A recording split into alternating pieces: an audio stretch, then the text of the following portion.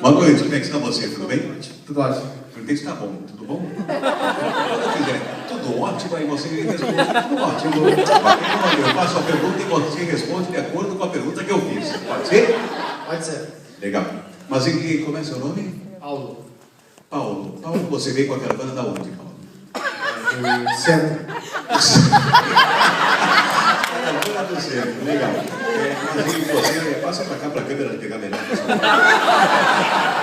Tá vendo uma câmera escondida? Não. Ainda bem, porque eu também faço horas que procuro e não acho. Né? Paulo, vem pra cá. Você quer ganhar muito dinheiro ou quer ganhar pouco dinheiro, Paulo? Muito dinheiro. Não, vai em outro programa que o banco quer. Calma, eu tô brincando. Você quer muito dinheiro? Não sei. Você quer 3? Você quer 3 ou 4 notas? Entende? 3 ou 4 notas? 4. Dó, Ré, Mi, Fá. Segura aqui. Uma nota, R$20 mais 20, 40, mais, tem mais aqui. 3 notas, 50 e R$60. 4 notas, ok. Valendo 40 não, R$60. Manda assim com a mão. Com a mão, o dinheiro pode ficar na mão. Faz assim agora. Redondinho, Paulo, redondinho. Isso, vira pra cá um pouquinho, assim, não, tem que virar assim, ok.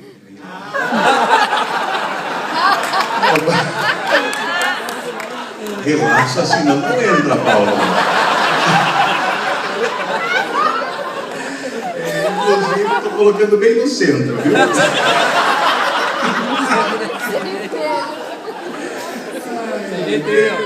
Bem de onde ele veio, ok. É de Pelotas. Pelota. É de Pelotas. Ah, é de Pelotas? Mas aí, deixa eu ver aqui, você de verde. Tu conhece o nome? Eu? Coberta. Tá de verde. Ele